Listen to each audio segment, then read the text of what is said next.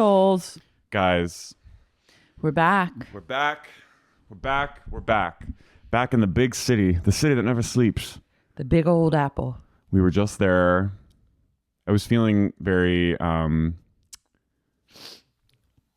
Sex and the City coded. Obviously, taking the subway alone, walking through the Union Square Farmers Market, just doing my thing with my Trader Joe's bag. I felt very Carrie in 1998. Carrie O'Donnell Bradshaw. Mm-hmm. Yeah, I was really loving the Manhattan energy and even the Brooklyn energy because I went to Williamsburg for a day and Greenpoint, and I was just like, God, I love this city. Did you hop on the L? I didn't. I just took an Uber because it was faster. I was saying it would take 45 minutes to get from the Lower East Side to Brooklyn. I was like, on the train? Yeah. Damn. It was like weird. So I did an Uber, but yeah, I love New York so much. Yeah, I really think you need to invest in a extended stay. Yeah, I'll do like a mini vacation or something eventually. A stint. Yeah. I mean, the best thing ever would be, I was like, maybe I just get like a studio apartment there and then I can like bop back and forth whenever I feel like it. But then I was looking and even studios are like $2,400 a month. It's crazy. I was like, damn.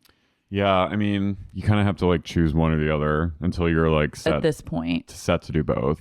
So yeah, long-term goal unlocked is like have apartments in both. Yeah, I want a pied-à-terre in New York. And be able to just like fly Mint back and forth. We both flew Mint on separate flights. And it was the greatest experience of both our lives. Yeah. Nothing tastes as good as Mint feels. No, it's like, and we both got pretty good deals. Like it's a definitely like a splurge, but like you can find really good semi-affordable upgrades. I think at this point, you're basically, if you're going to travel by air, you're resigned to the fact that it just costs double what it costs a year ago. And the new normal is like to fly one way in Mint is basically the cost of like what flying to Europe used to be. And we've just like understood that this is inflation. And I don't understand, like, once inflation hits and then everyone decides to inflate worldwide, why would then it ever go down? If everyone's like, oh, we can ask these prices and people will pay them, then why would you de-inflate after that? Let's get Susie Orman on. Like, I don't understand this thought, like, oh, it's just inflation, but it's temporary. I'm like, no, that seems like you just raise. Yeah. And then if people fuck with your raise, you stay raised. Basically, going to New York is now like, I'm going to Paris. I'm going to gay Paris. It's true. But also to fly Mint, I mean, it's not cheap by any stretch of the imagination. But I was, I was like, we've earned had a crazy week. I need to lay flat on return. Coming back from anywhere, it's of the utmost importance for my mental health, my sanity, my body, that I lay flat. I agree. And, it was like, I got married last week. We just did a crazy tour. Like, I'm feeling good. I just wanted to treat myself. So I got the Mint experience, and boy, was it an experience. I can never look back. Where were you in the Mint? I was row 3A. Okay. I was in a double seat row, which was fine. I mean, I felt bad for the lady next to me because I made her get up like 3 times so I could pee. But that's just life, baby. I felt bad too, but the guy was so pleasant every time I did it. And I was like, yeah, she was nice too. I think he was just like, hey, we're in Mint. Once you're in Mint, you're like, nothing matters anymore. I had my socks on. I felt nothing is cozier than getting into a pod and then being like, I'm finally safe. I'm finally in a place where people care about me for once. And I had really bad turbulence for like a third of the trip. and It doesn't I was matter. fine. I truly believe like whenever I get upgraded or if I find myself sitting in business or mint, I'm like, we're safe. Nothing bad can happen because I'm in mint. Cut you. They're true. I'm like, even if this plane did go down, I'd be safe because I'm in mint. Yeah. It would be I get subscribed to like full mint delusions. oh, I was in a full mint pink cloud. I was like truly, and I watched spoiler alert, that gay movie with Jim Parsons. Oh, gay cancer movie? Yeah. How was it? It was funny and good. Did you cry? Yeah. I watched some of Legally Blonde and then I like drifted into slumber. Oh, I slept. It was just amazing. And my flight attendant was this really cool gay. He was the official mint maitre d', and he was so like he was just great. And I think he like clocked me, and we were like, you were like a gay or that you were new to the mint life? both. Because at one point I ordered tomato soup, and it was like a gazpacho or yeah, it was gazpacho. yeah, and I am not cultured enough because I was like, I thought it was gonna be tomato soup with croutons. You didn't read chilled tomato gazpacho? No, I didn't. I just like saw it, glanced at the tomato, and I was like, I want that. And I thought I saw croutons, and I was just like, I'm ready. There were croutons on it. I ordered the same thing. I didn't get croutons. And I said, is this supposed to be served cold? And he went, yeah. Man, you outed yourself as a true plebe on mint. You know what though? Like, is this supposed to be served cold? I love that they would overlook in like a first class plane cabin. They're just like, we'll serve it cold. You know what? Know. It was one of those planes where like they were having to pause like between each food serving, not only to prepare it, but because of the turbulence. Mm-hmm. So they were like waiting, going. It took like a long time. So I was kind of like, you were like, maybe they just forgot. I was the last row. I was 5A. So I was like, maybe he just like understandably in like the heat of turbulence just didn't heat up the soup. And yeah, I outed myself as a fucking middle class person because I am. Gazpacho or not? Have you not? Didn't we talk about Laura, gazpacho I've had gazpacho. I know what gazpacho is. I know about cold tomato soup. I read the menu I gleaned it and just saw like tomato soup with croutons, and I was like, oh, that sounds good. A hot cup of tomato soup. But I feel like I was talking to someone about gazpacho recently that like we weren't. Didn't know about gazpacho. Well, there's a lot of us. I learned about it at a young age. I don't know how. I think I had to like signed up to make it once, and then I was like, You had an elegant childhood.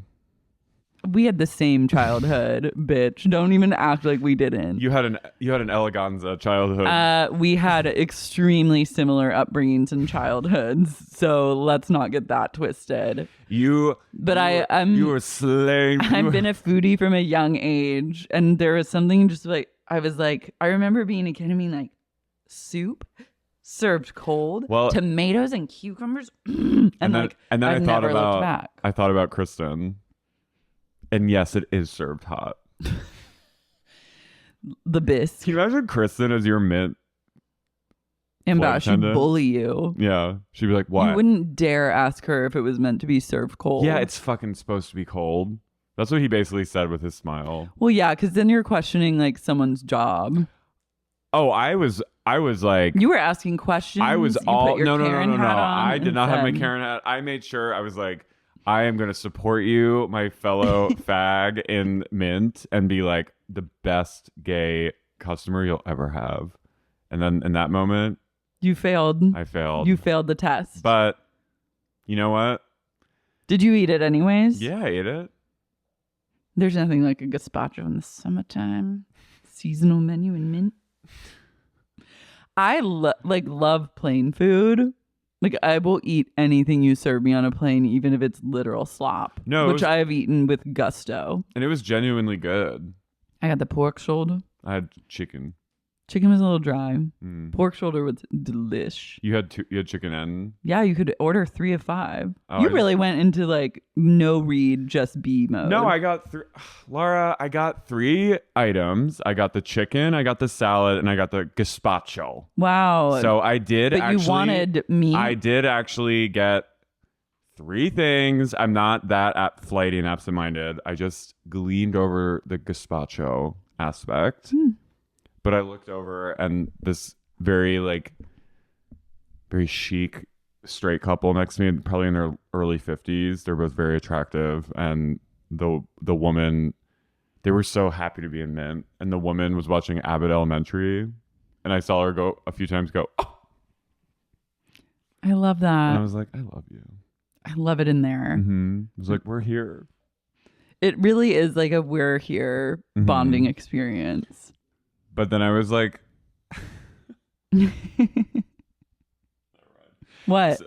Say it. You know how JetBlue has that amazing like pantry that you can go like. You missed the pantry. Well, I wanted to get a Pepsi, but I didn't want to. I was like, I don't want to go like. You didn't want to go with the normies. No, I didn't want to be like. I didn't want to be like I am in Mint, but I'm also coming to your pantry. Oh. And then I went back and I eventually was like, can I just get a Diet Pepsi? And the flight Why didn't you attendant just was like, ask your guy? I did. You'd already burned a bridge. No, I did at one point, and it took him like, I don't want to, this is going to make me sound like a bitch. It took him a while. You're setting me the fuck up. You fucking bitch. This is a setup. This is a fucking setup. After you try to out me as like, we're like different, like I had some like high class. You had a high society. You had high class upbringing. You had cotillion in Oklahoma. Oh, poor me. I'm just middle class. You, on the other hand, you were like in Oklahoma with a. He's a doctor. He's a god. You are a class traitor on this podcast. But no, no, because I asked for a Pepsi, but then it like didn't come for a long time, and I think he forgot. I think he just forgot. He was like talking to like.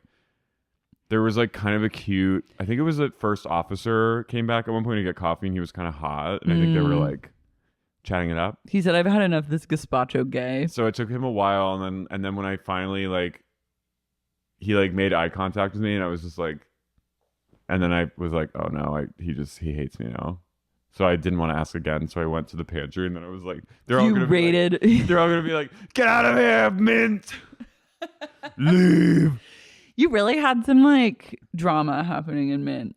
I had class. I had some like real like shame. You were dealing with a lot. I was, but I loved it, and I had a great time. Yeah, you do like wrestling up a little drama wherever you go, a little intrigue, a little drama, some questions, some like looking about. Yeah. But you know who never has drama in Mint? You know who does also have drama in Mint? I mean, Miranda on her flight home from LA to New York. Do you think she took Mint? Or is she budgeting? I don't know. She took Mint. Do you think she even made... Oh, she did make it home because she hugged her school shooter son. Let's just get into it. I've been... On this podcast so far, I've been burned. You've been burned. You've been questioned. You've implicated yourself. You've pushed me to the limits. Lara has implicated me in being Look, if you go... A fucking provincial rube. You tried to implicate me to being like the 1%. I was joking. You were like, I've been drinking gazpacho since I was a kid. And I was like, oh well, you had a worldly and interested in all kinds of childhood. Soups. But no, my sister one time I said I had a fear of flying, and she goes, "How provincial." So, but you're realizing that it's not Karen right now as afraid. Yeah, not no. I'll proudly channel. You're channeling, as they say in the Patreon, older sister vibes. But you're channeling younger baby vibes. What do you mean? Like you're being baby. And that's okay. That's okay. I'm Lara, I'm Carey. and you're listening to... We just had a huge fight. We just had a massive blowout on the pod. This is where I'm like, I'm announcing that I'm quitting the pod. Do you remember when I said we have a big announcement?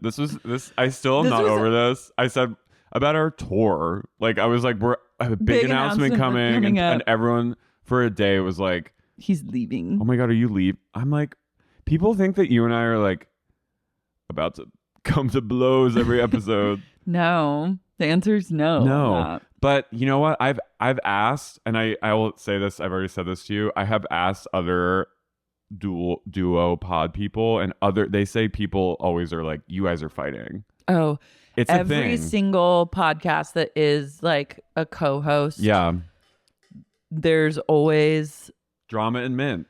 Listeners. There's always listeners thinking that they're like there's listeners thinking that they're about like to at war, not be friends anymore. And it's like I think it's just a human nature thing, and like a drama. I love leaning into it, wanting to like pick sides. And I texted you and I was like, should I clear this up? And Laura went, no. Let him suffer. I was like, let him worry. Keeps them on their toes. Yeah. I like to keep the listeners on their toes. Me too. Yeah. If they are taking it to a place of, are you leaving? They want to be kept on their toes and they want drama. Mm-hmm. Because otherwise you would just be like, whatever, I'll wait for the announcement. Well, I'm ready to give it to them. So you're listening to Sexy, unique mint. What? Is this bad? No. I think it's funny. We just never got through the introduction. I'm Carey. I'm Lara. And you're listening to Sexy, Unique Podcast. Mint. They did that. They minted. They mint that. They did mint. Okay, guys. This episode was good.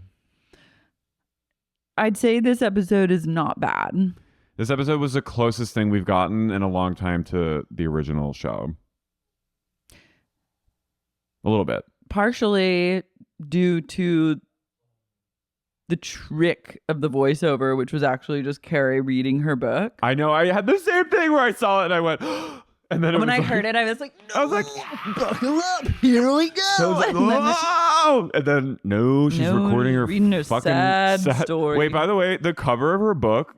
What is it looks that like cover? The Seventh Seal. That, it looks like White Bergman Oleander. Movie. I know. Loved Lost. What is it? No, it's like... What is it called? Beloved Lost? Can't remember. Don't care. But it's black and white. It's like a black and white. It looks like an Apple background. Like a MacBook background. It was the most... It's like rocks and the shore. I'm like, Hamptons? She lives in New York. I know. I'm like, oh, I guess she likes the beach.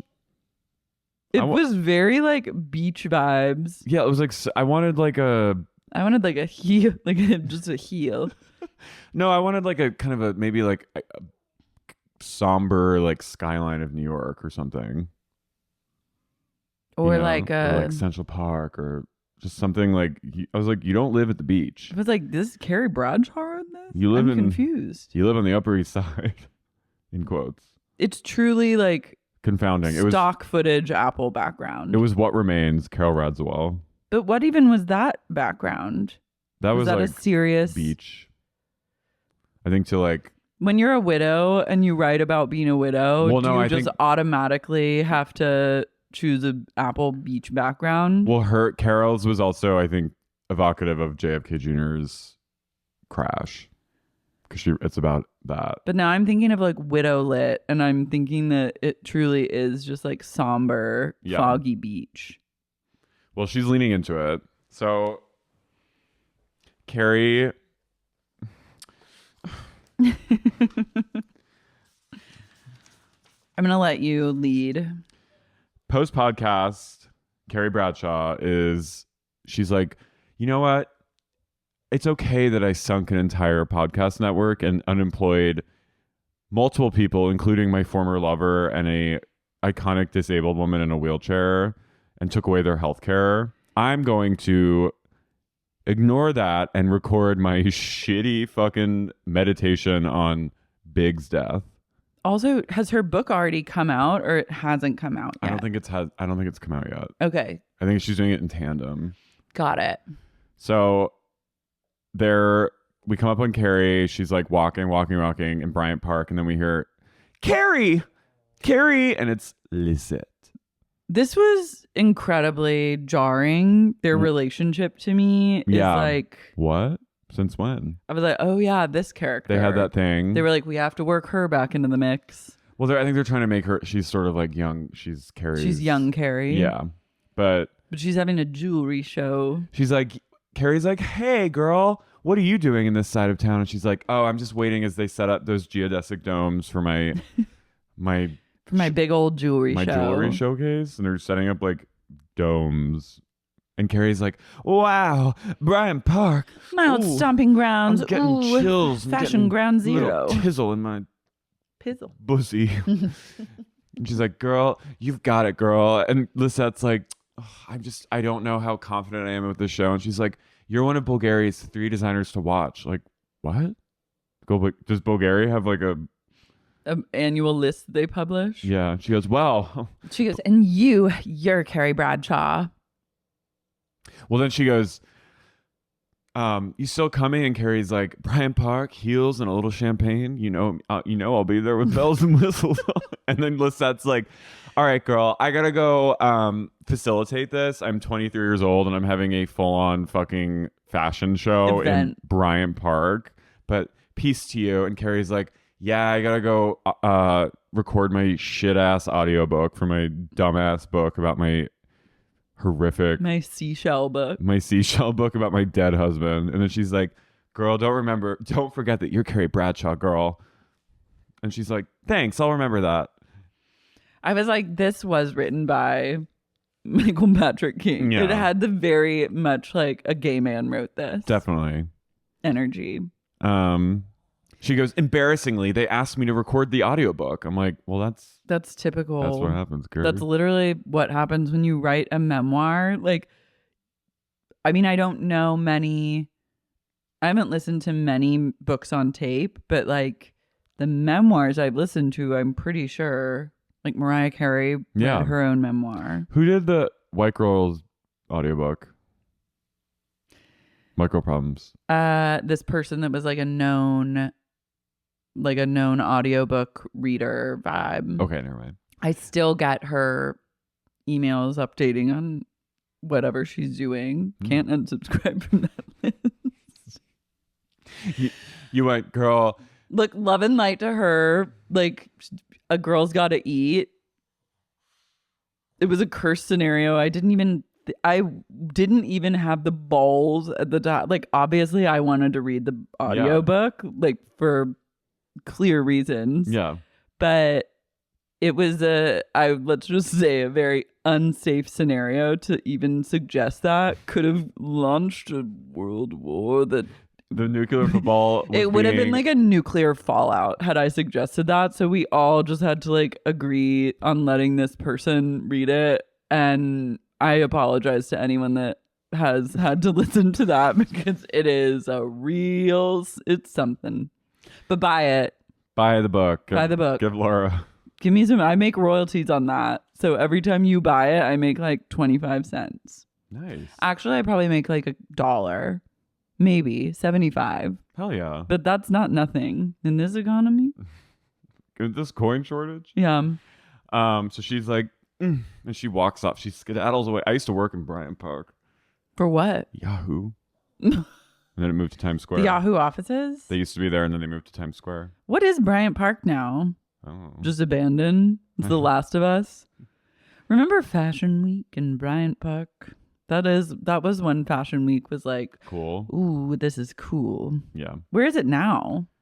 It's at like different events. Meatpacking? I think it's at the Armory. I think Marc Jacobs does his show there. It's like all over the place. All over the fucking place. Damn. Do you see Marc Jacobs' recent show was 3 minutes?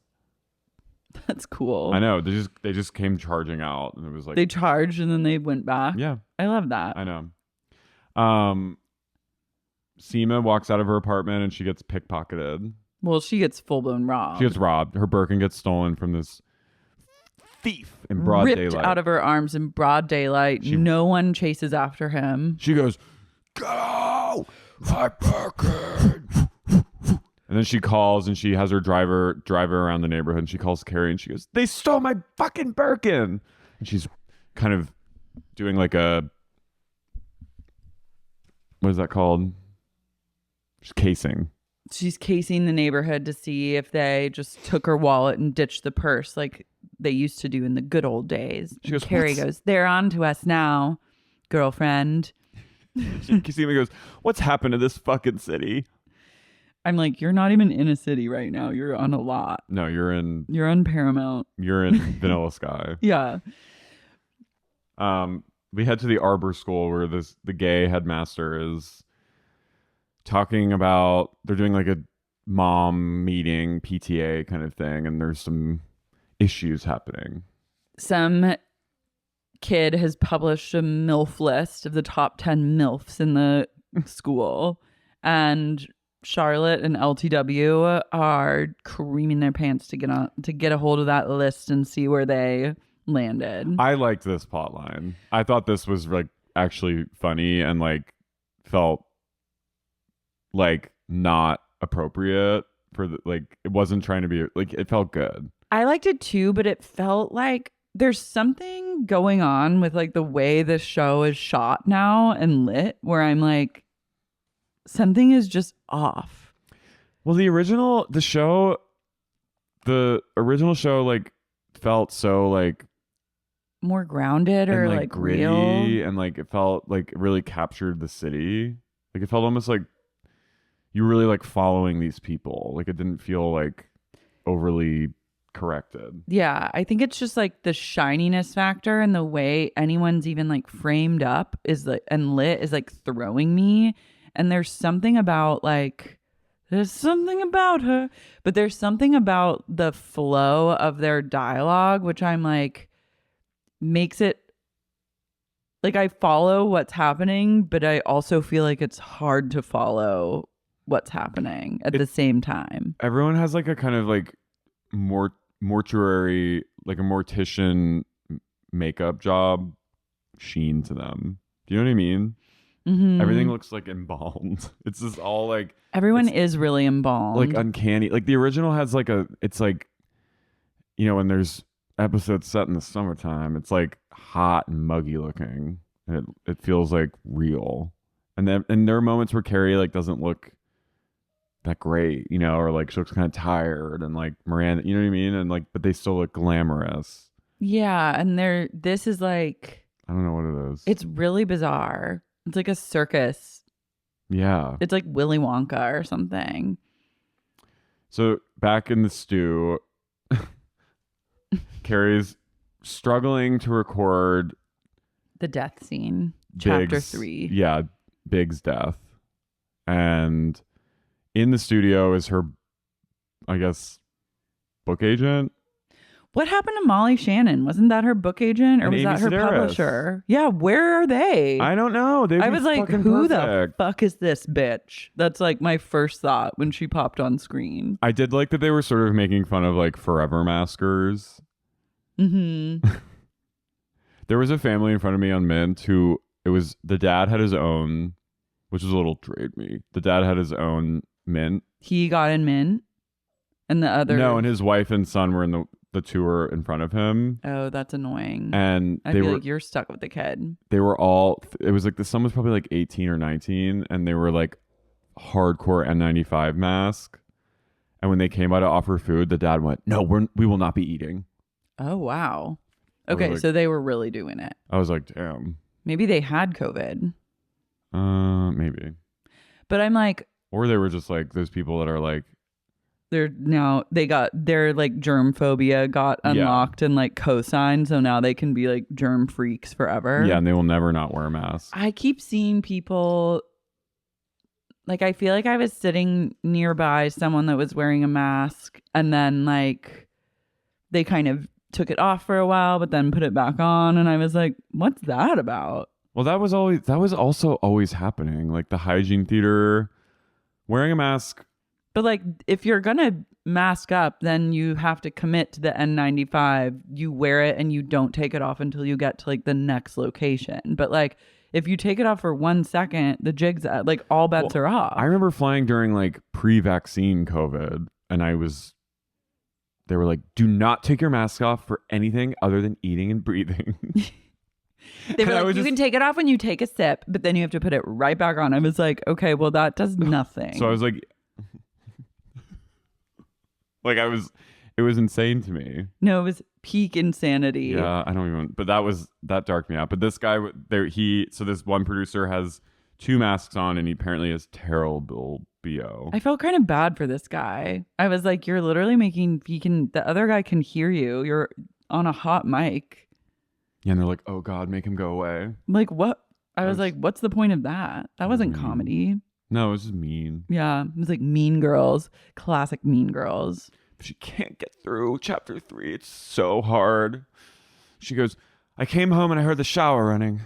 And I was worried because we were to leave in about an hour to go to the Hamptons. We were powering through a 2-hour trip to the Hamptons where we would then wake up the next morning. She's like, he laid there. He lay. For 1 second. I saw how small his body looked, even though he looked so big. Even though he was just a big fucking... I was like, move it along, bitch. We lived it. We watched this happen. We saw it. And of course, they can't flash back to big because Christopher knows this. Because he's a sex pest. Oh, and I saw him. And she goes, oh, and I realized just how small he was, even though in reality he was big fucking fat cocked motherfucker with a big fat cock and a giant hairy balls. She goes, I felt him and he was rock hard under the shower. And even though he was taking his dying breath, I sucked him off. And he came down my throat as he died and went into the other world. And as he took his last breath, I took his last load. As I gulped down his last load into my empty stomach. It filled me with hope that I hadn't felt in a long time. And I knew that by hope, I meant cum. Big was gone, but a little bit of him would always be inside of me. As he took his last dying breath, I took my last gulp of his hot cum into my thoracy. And I knew then he was gone. But I thought... I sucked the life right out of him in more ways than one. I saw he was... I saw he was dying and I said, I gotta get a piece of that. She goes, guys, I just can't get through this. It's just too hot and too sensual and too revealing. They go, you gotta say it now. We want to hear every last word, every last drop of cum. And she goes, I simply can't. I have to retreat for the day to my home. So then Carrie, after tanking an entire podcast network, she goes, I'm not an actress. I was like, putting people out on the streets, leaving oh my God, you're so right. So many jobless people in her wake, decides that what she's going to do with the next job she gets is immediately call in sick and fake COVID the next day. Okay. I was like, that is classic Carrie to like pretend to have COVID and not. I was like, okay, selfish Carrie strikes again. This feels right. That felt like home. But I was like, literally, you're a monster. There's a woman in a wheelchair somewhere out in Manhattan who literally doesn't have a job because of you, and now you're faking COVID. And there's like a man who clearly has like either long COVID and it's making him have like torrential BO, and he just can't fucking smell it because he has 3 masks on because he always has COVID, and you're putting him on the street.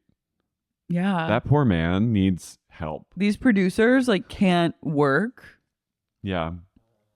But she doesn't care. No. I can't get through this chapter. Chapter 3. The last drop. The last Blowie. Last rites, last Blowie. I always heard from Samantha that a man's cock is hardest right before he dies, so I had to get my mouth around that big dong. Samantha always told me a man's cum tastes the best right before he's dying. So I had to get a little I had to get a little sippy before I called the cops.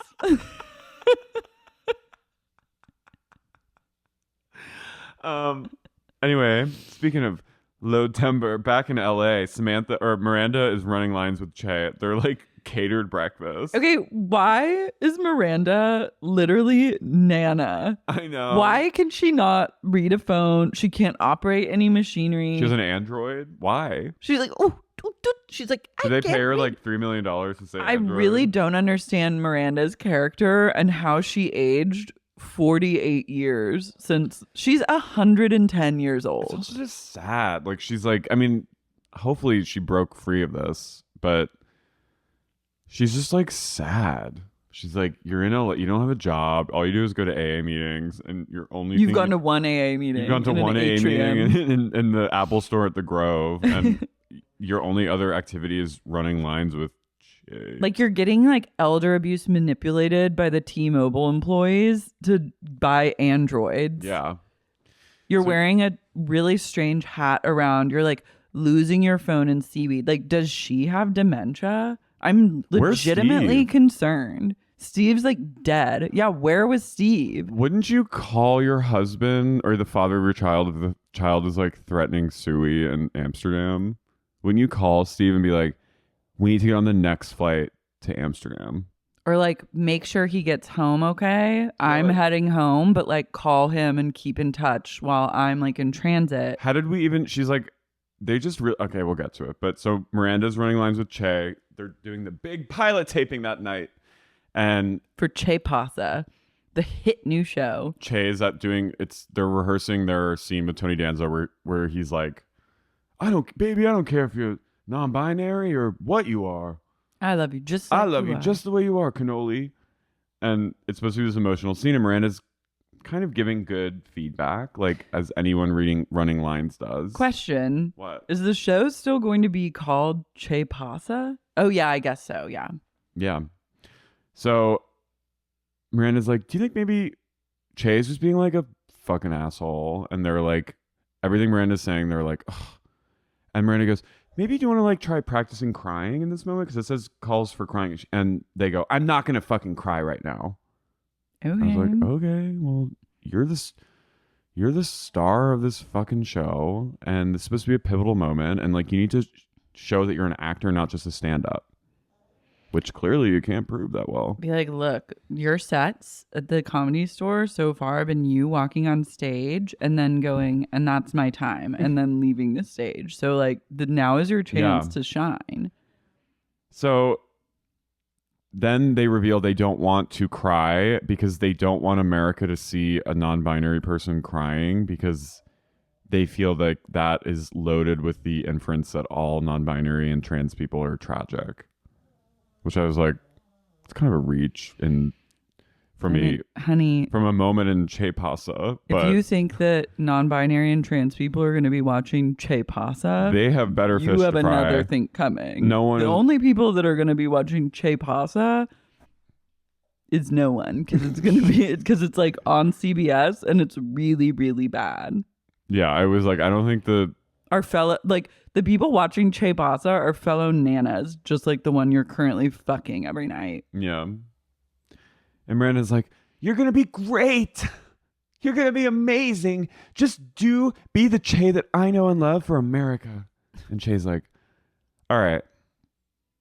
So then we cut to another kind of, and that's my time. And it's Nia Wallace going, yeah, and that's how I became a professor at Columbia Law School. And it's an LTW documentary featuring, what is this documentary? I don't know, and that's literally just this. It's just Nia going, and that's how I became a law professor at Columbia Law School. They love it, and then that's my time on And Just Like That. Also, I was obsessed with like, they're like, well, on this show, every single character knows every single other character, even if they have no reason to cross paths. We will find a way. And like, it was Charlotte and LTW.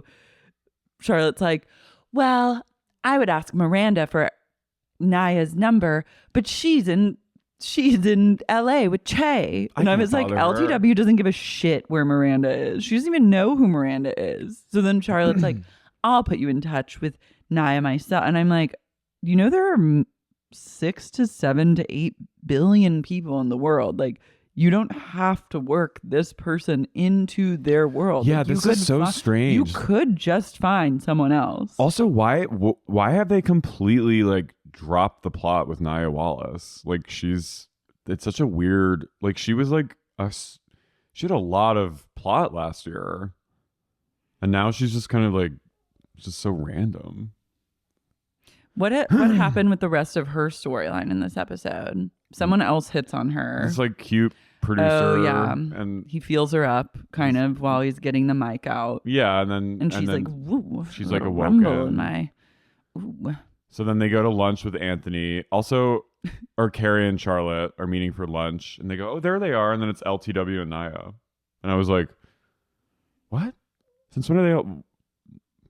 They're like, well, since we work together, we now have to get lunch with Carrie and Charlotte, the only other people in the universe that we know. There are only other... What if New York was just the four of them and Seema? I kind of think it is. They're living in a virtual reality. We've established where like that. Everyone else is just an avatar, but the only people that they actually can interact and exist with, like Steve is out of the picture. Harry is like an avatar, meaningless. The only people that mean anything to the world at large are Carrie Bradshaw, LTW, Nia Wallace, and Charlotte York Golden Black. And Lizette.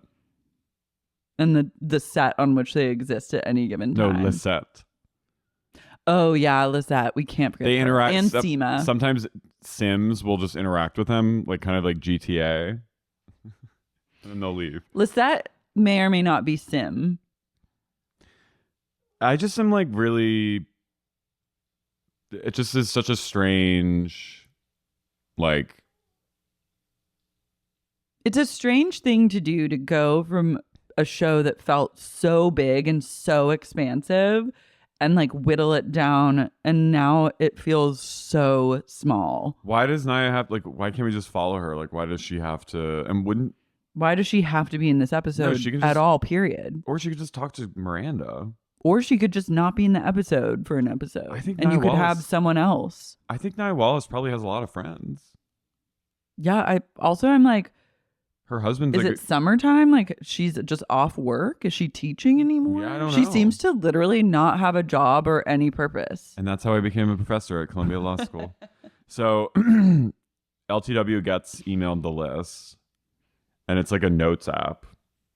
And Charlotte, or LTW is number 2 on the MILF list, and Charlotte's number 3. That's huge success. And Charlotte goes, "You should be number 2. I think you should be number 2. But either way, we made it, and they're excited. Which I was like, okay, I like that. Yeah, I mean, I would want to be a MILF on the list. Carrie starts back at the studio. She's booked for the next 5 days, and she's like, "Can't you just get an actress? Juliana Margulies, Julianne Moore, one of them, not me. I couldn't possibly do this." And the book agent's like, "No, it's normal for the author to do their own audiobook. Just fucking read it, you bitch. Do it. I've already heard that you tanked like the Wii network. Rumors traveling fast around town. We're not going to be the next shit to go down." They're like everywhere Carrie goes, businesses implode. The wreckage in her wake. It's like a article in like New York Magazine about like Carrie Bradshaw can't stop sinking companies. Like the entire book imprint, I believe it at this point, that published her is like hanging on by a thread. Yeah, if this book doesn't sell, they're under. If Carrie doesn't just do this audiobook, the whole publishing house is going to fall.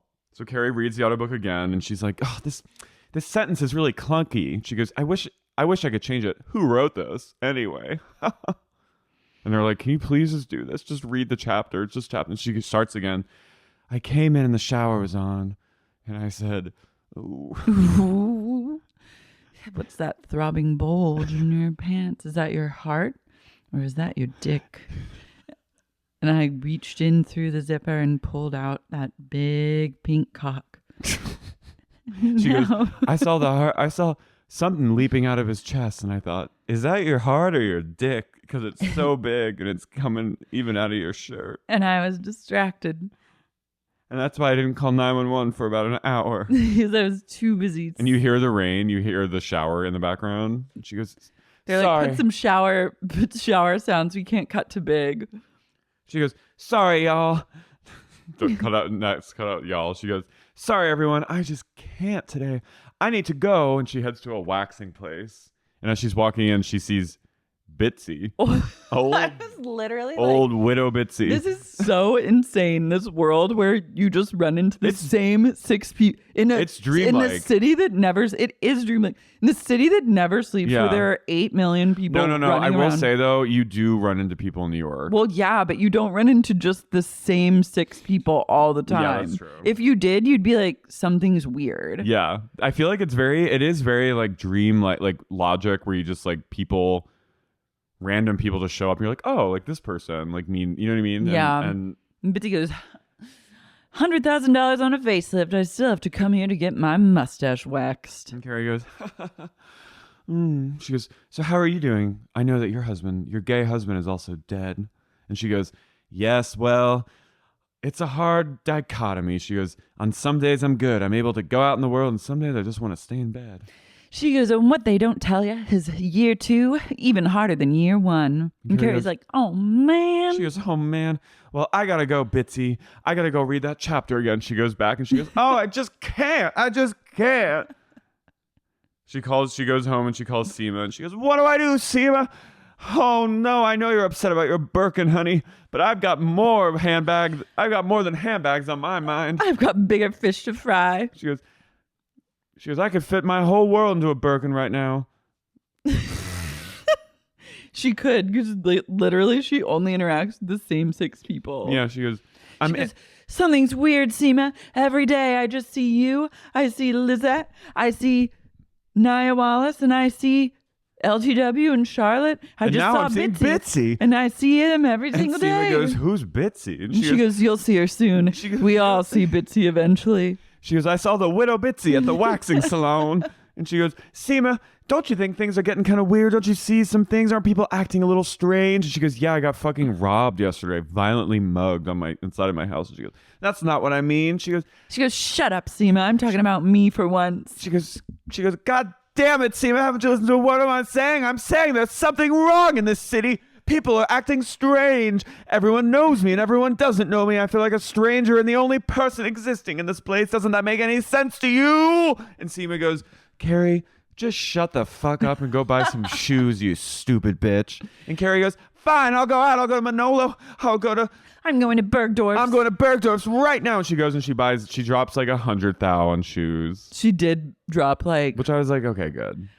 I'm glad for her, but again, I just want to remind you, she's put an entire podcast network out of business. Well, she's leading these publishers along on a string, and then she's going out and spend. Yeah, but she has like $500 million. I know, she needed it. And then she's trying on her little shoes, feeling a little bit better, and then she gets the big bright idea. I wanted more of a meal of that moment. I wanted like a whole I would love 1 cent of fashion. I wanted like a montage of her trying on shoes. Carrie Bradshaw is flop. I'm literally Kristen. I'm Lexi. What happened? We used to be the most exciting city in the world. Not anymore. Now it's just Bitsy and. So Carrie decides. Long COVID. I have a bright idea. I'm gonna get COVID. Fake it. That's diabolical. For work, for a big work commitment that's also but I understand if you work a 9-to-5 job that you hate and you just need a week off. Definitely, I 100% approve a COVID lie, but you're literally you have one job to do. You have a career that people would kill for. Don't fucking fake COVID like that. That's shitty. So anyways, Carrie also on Carrie's phone, she has no background. What's going on with her? Well, that kind of makes... I feel like Carrie wouldn't have a background. Sarah, I bet SJP was like, she wouldn't have a background. She's making hardcore creative decisions.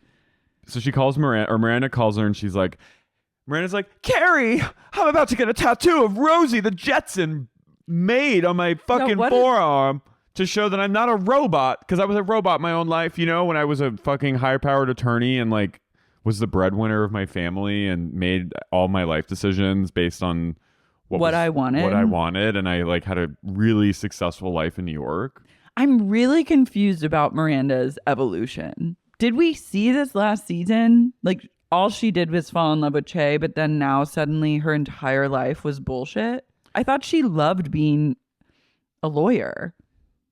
She loved her job. Well, that's not in the Sex and the City 2 movie. She has that moment where she's like, she quits. Yeah, but the Sex and the City 2 movie, it is where things became dream logic only from here on out. Yeah. So she's going to get a tattoo, and the tattoo guy was kind of hot. Also, I wanted to suck his last drop. Like Carrie sucked. I love that she's also a T-Mobile customer. I felt seen and represented in that moment. Mm-hmm. But then you know that you are Nana vibes when you just look at the store next to the T-Mobile store and you're like, this is what I need. A tattoo? Yeah. And not just any tattoo, like a cartoon tattoo. So Miranda calls Carrie and she's like, is this going to be something I regret till I die? And Carrie's like, yes. And she goes, also, I have COVID. And she goes, wow, you finally got it? I thought you were never going to get COVID. She goes, you COVID. She goes, yeah, it was so weird. Miranda goes, COVID. Oh, you finally got it. I know. I was like, what? That's interesting. Like Carrie just never got COVID. And she's like, I know. Guess I can't send my blood off to the government to be studied in a lab. So then she lies to her friends. She lies to the two people who know her best in the world.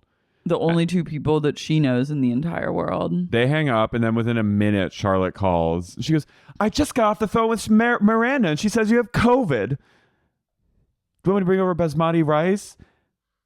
I'm sending you a bunch of chocolates. And Carrie's like, no, it's okay.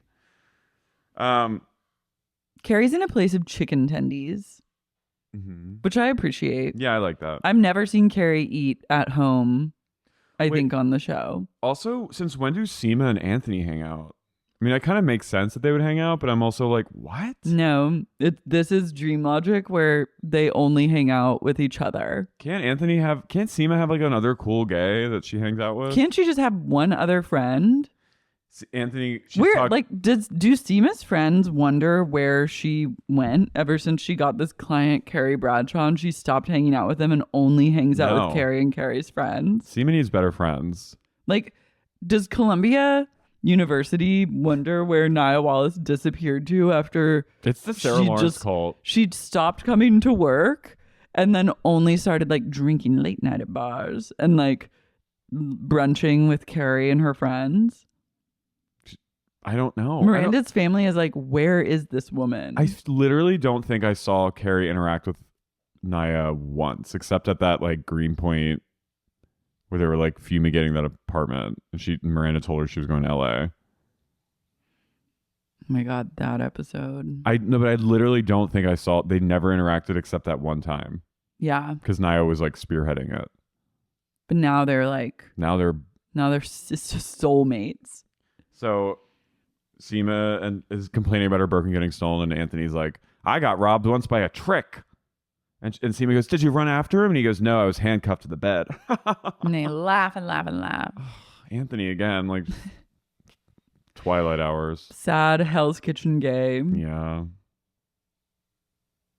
Oof. Anyways.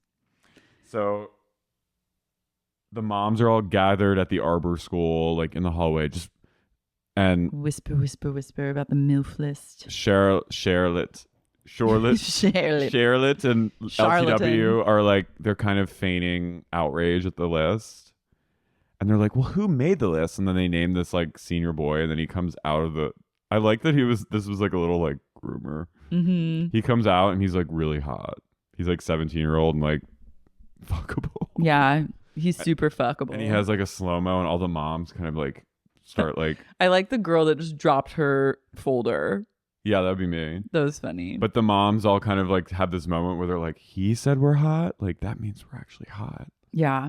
But none of the other moms got on it except LTW. And they're now jealous haters. Yeah. I was like, I'm surprised that I haven't seen any like groomer discourse. Now you got a little taste of it. Mm-hmm. But they won't really commit. No, I liked it. I thought it was like, I was like, this is funny. I liked it, but I also would be like, let's go a step further and be like a little more inappropriate about it. Like, let's make the joke. Like, if you're going to go for that joke, like, let's go for the joke. Is he supposed to be style. like 15? He's like 19. Damn. He's supposed to be, I guess he's supposed to be like high school age, like 16 or 17. Samantha would have been like, wow, that guy's kind of hot. I should go fuck him. Samantha's like inexplicably at the PTA meetings. Yeah. Samantha? That would be. Samantha's going to PTA meetings just to scope out like the hot sons. Did you ever do a Saving Sex in the City where she like Me Too's like or like accidentally fucks like an underage person? I'm sure there's been. She's done a lot of. She fucked like a dead person in like the last. Nothing's better than Hologram Sam. Nothing will top Hologram Sam. And she's had some iconic roles, but I don't think off the top of my head she's ever fucked. Maybe she has. I want to say in Jeremy O'Harris's one, she like fucked like a younger person. So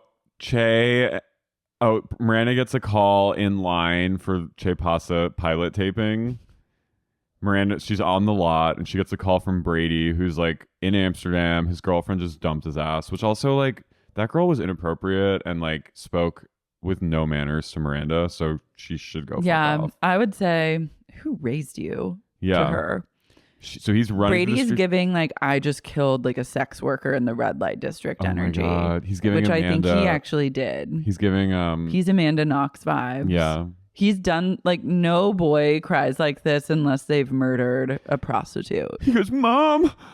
And she goes, What? What's wrong, Brady? And he goes, I just got broken up with by blah, blah, blah, blah, blah. And she's like, oh no. And he's like, oh, what's, and then she hears a car like passing really quickly by. And she goes, what was that? And he goes, oh, a car just hit me. And he goes, honestly, I wouldn't mind getting hit by traffic right now. And she goes, oh no, you're suicidal, Brady. You need to go home right now. She's escalating things. I'm also like, I understand that you'd be stressed if your kid is in a foreign country, like flipping out. But also I feel like the best thing to do in those situations is not match their like hysteria. And she's like, Brady, where are you right now? Stay still. Stay perfectly still. And I was like, oh my God, Miranda, like chill. You're going to drive him into even more like psychosis. Yeah. I also like, if you're that concerned, like Why'd you let him go in the first place? Also, no, but why didn't you like fly to Europe to be with him? Like, why did you have him like get on a plane? Like, if he's in a state that you're worried he's in, like, how would you expect him to get to the airport and also like not like crash the plane? Well, I think that it's probably faster for him to fly to New York and her to fly to New York than for her to say, wait there for like 24 hours for me to come. Yeah, I just think like getting on like a transatlantic flight in a manic state is like... I think staying in Amsterdam in a manic state is worse. So Che and Danza are... You're like, don't you dare fly over the sea if you're in like a manic state. Miranda's like in... Oh, wait, no.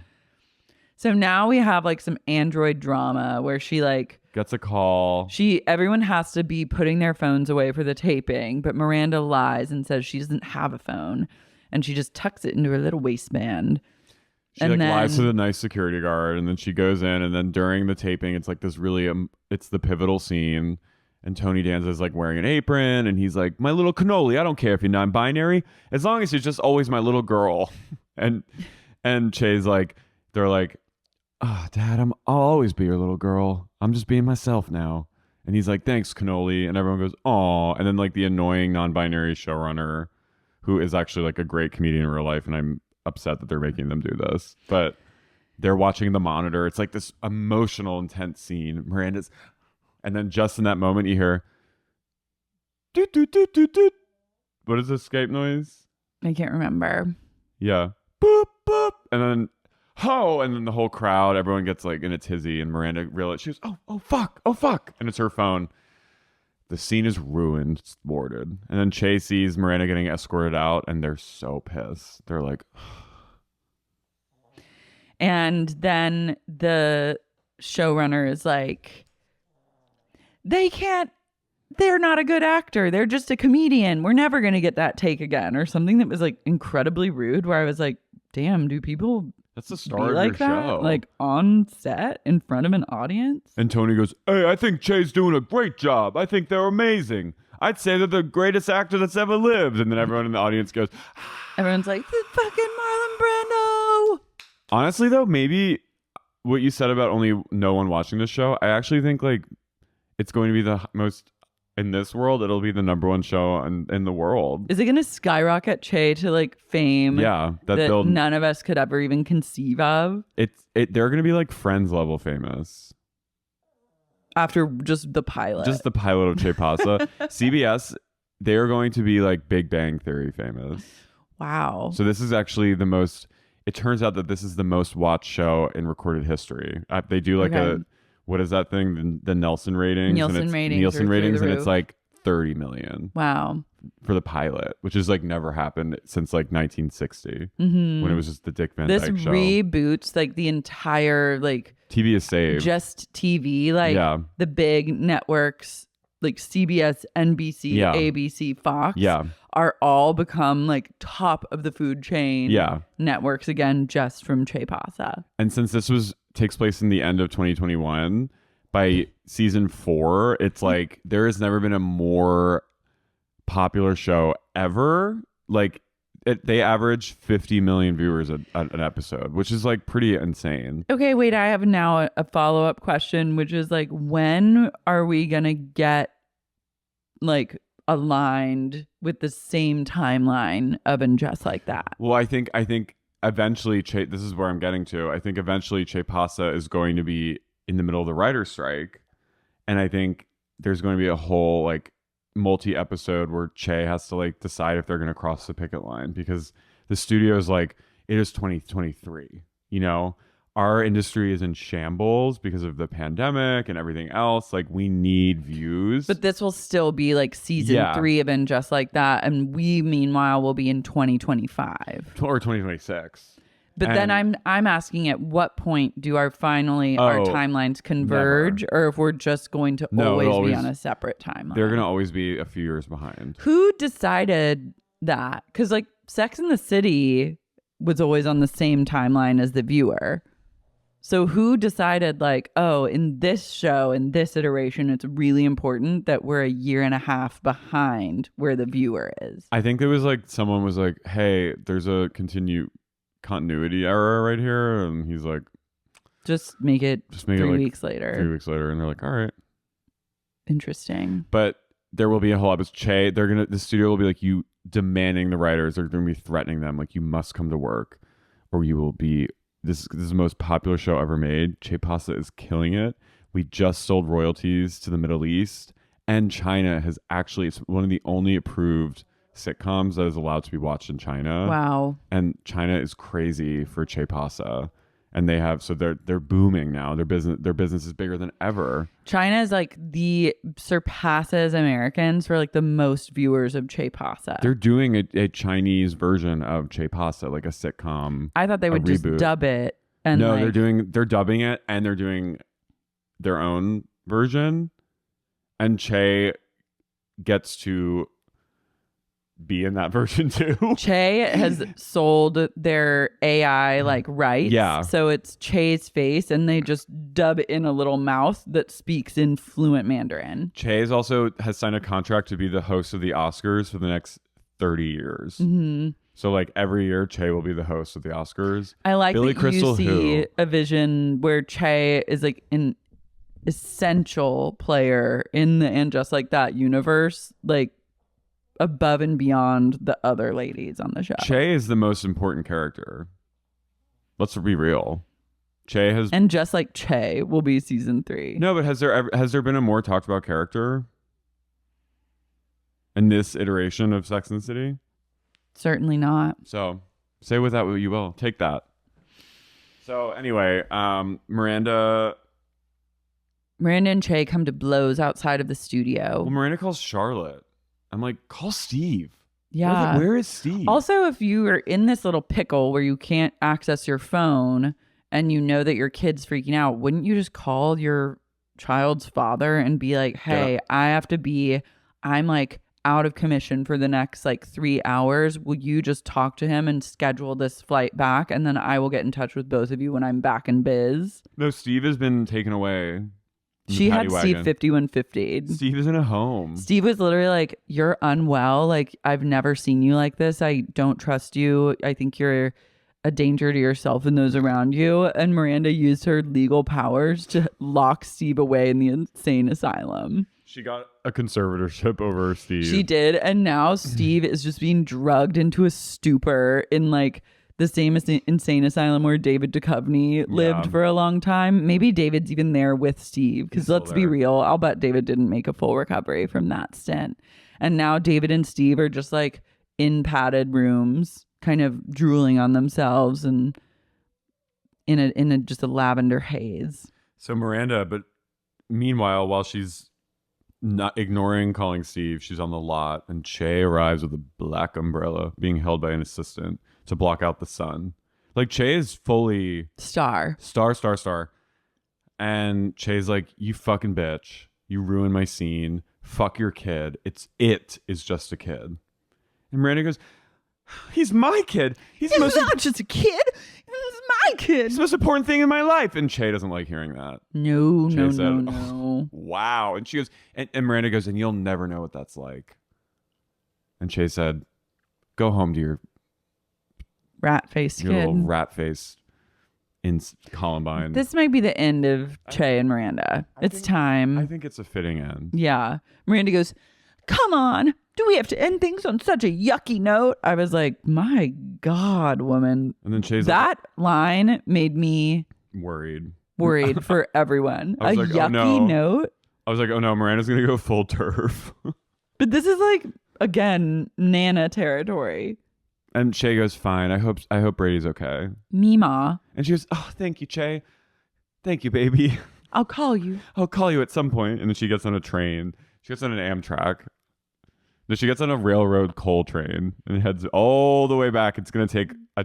She just starts walking Forrest Gump style. Vagabond style. She just starts walking. She goes, "It'll be faster Arda. if I walk." And Yeah. she decides to walk across the entire United States to get back to Bradle.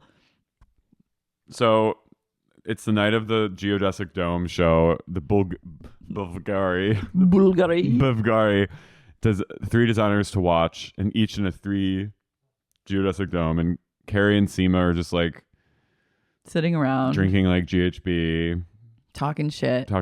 And they notice a thief come in and just start stuffing his a cater waiter starts in broad sight. Fully in broad sight of everyone, just starts grabbing jewelry and putting it in his pocket. And Carrie and Seema go,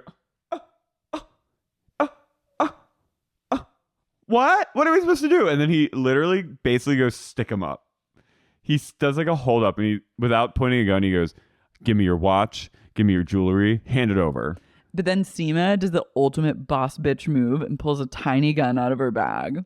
And Carrie goes, "I have COVID." And then everyone runs out of the geodesic. That was funny. That was funny. But in what world is this like a thing that would happen?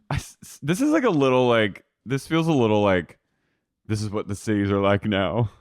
People just stealing in broad daylight. But like a hot cater waiter, not even like trying to be sly about it, just being like, no, like a hot gay cater waiter in Bryant Park in the middle of a fashion party is and like, no one can stop him. And no one can stop him.